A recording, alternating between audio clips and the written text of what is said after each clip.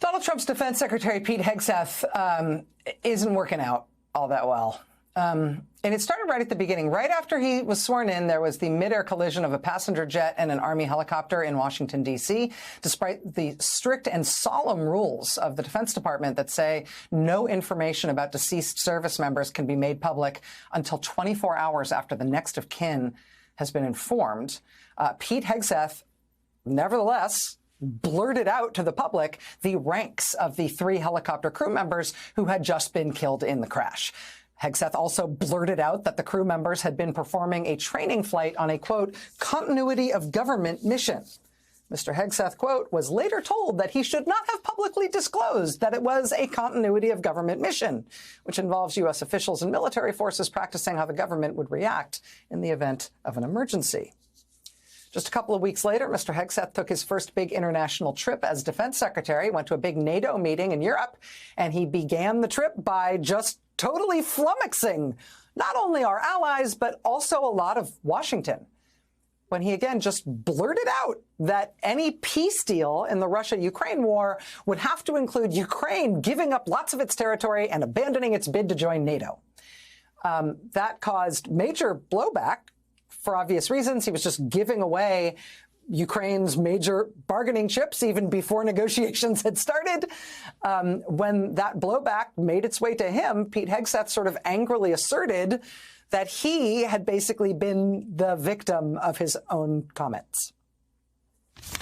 As it pertains to NATO membership not being realistic outcome for negotiations. That's something that was stated as part of my remarks here, as part of the coordination with how we're executing these ongoing negotiations. That's something that was stated as part of my remarks here. I don't know who stated it, but it was part of my remarks. I did not state it. It was something that was stated by something inside my mouth in my remarks time. It's very offensive to me as well. Now we're all living through Pete Hegseth's latest and greatest. Why were those details shared on Signal, and how did you learn that a journalist was privy to the targets, the types of weapons used? I've heard I was characterized. Nobody was texting war plans, and that's all I have to say about that. Right, Thank you. Appreciate it. The NSC said it was authentic. Nobody's texting war plans. Kazu, you're up. I know exactly what I'm doing, exactly what we're directing, and I'm really proud of what we accomplished. Nobody's texting war plans. You know who sees war plans? I see them every single day. I looked at them this morning. Nobody's texting war plans. I know exactly what I'm doing. I know what war plans look like. War plans, I see them all the time. I eat war plans for breakfast. There were no war plans. What do you mean? I would know if there were war. Meanwhile, headline, here are the attack plans that Trump's advisors shared on Signal.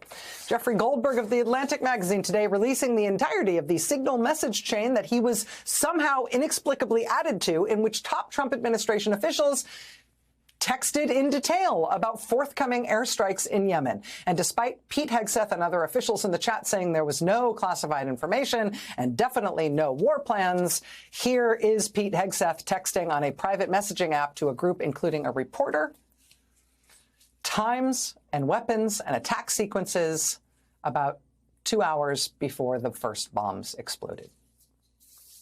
Senator Tammy Duckworth, an Army helicopter pilot who lost both legs in combat. She now serves on the Senate Armed Services Committee. She had this to say today in response. This is an official statement released by her Senate office. I will warn you, it contains a thinly veiled swear.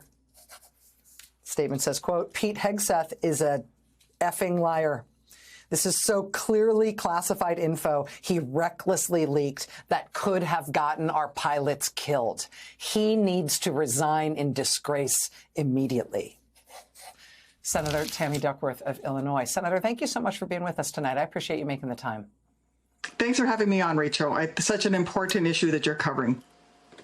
We first learned about this about midday on Monday. It's now Wednesday night. We have learned more over the last couple of days about what happened in this group text about these forthcoming strikes.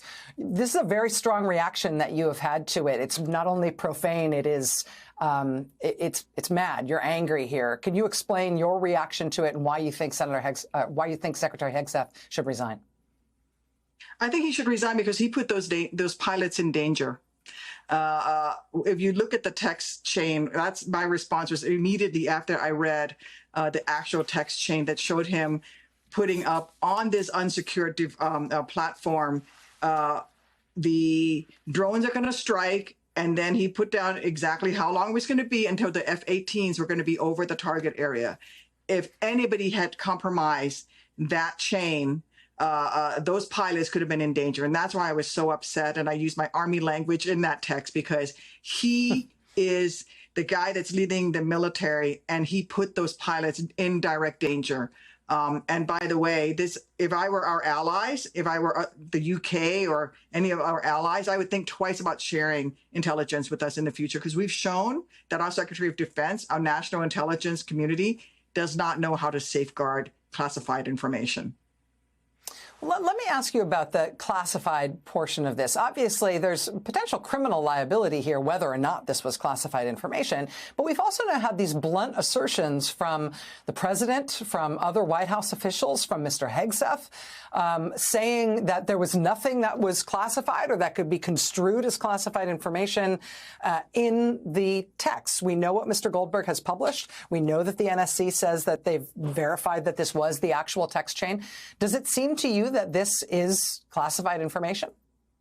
It absolutely is. Any type of targeting information, sequencing of the attack, that's automatically classified. And that's why I called him a liar, because he's been saying there was no classified information. And then this text chain gets published and we see clearly that it is classified information and that it directly put those pilots in danger. Once all of those people on that text chain, and there were 18 or 19 people or something on it, once all of those people started seeing the type of information that was circulating, again, on a commercial app, non-government device or non-government system, certainly not a classified information system, what kind of responsibility did they all have? Because I'm struck here by Michael Waltz, the National Security Advisor, having started this text chain and having apparently added the reporter to it. I'm struck by the fact that Mr. Hegseth made the decisions that he made to post what he did to this chain. I'm struck by the fact that the CIA director posted the name of an active intelligence officer. But I'm also thinking about Stephen Miller in the White House and Susie Wiles, the White House Chief of Staff, and Marco Rubio, the Secretary of State, and Tulsi Gabbard, the DNI, and all of these other, the Secretary of Treasury was on this for some reason. All of these people, once they realized the type of information that was on this chain, if they were responsible with that type of information, what should they have done? And who do you think is most culpable in terms of their behavior here? Well, that's just why I say they should all lose their jobs, because they needed to have spoken up. As soon as he put that information on there and posted the information about the sequencing, what the strike was going to be, what platforms were going to be used, Tomahawks, drones, F-18s, for example, someone on that chain should have said, hey, this is not the correct platform. Let's switch over to the SIPRNet. And not a single one of them spoke up. That is egregious dereliction of duty in terms of their jobs. They needed to have spoken up, especially those who are in the intelligence community. And don't tell me that they don't know that. You've got Tulsi Gabbard, who, claims that she's a combat veteran and she has all this experience. You've got the CIA director, who at one point was also the DNI at one point in the previous administration. These people know better, and not a single one of them spoke up, which is why they're all culpable. Senator Tammy Duckworth of Illinois, member of the Armed Services Committee, thank you for your clarity on this. Thanks for making time to be with us tonight, Senator. It's an honor to have you here. Thanks for having me on.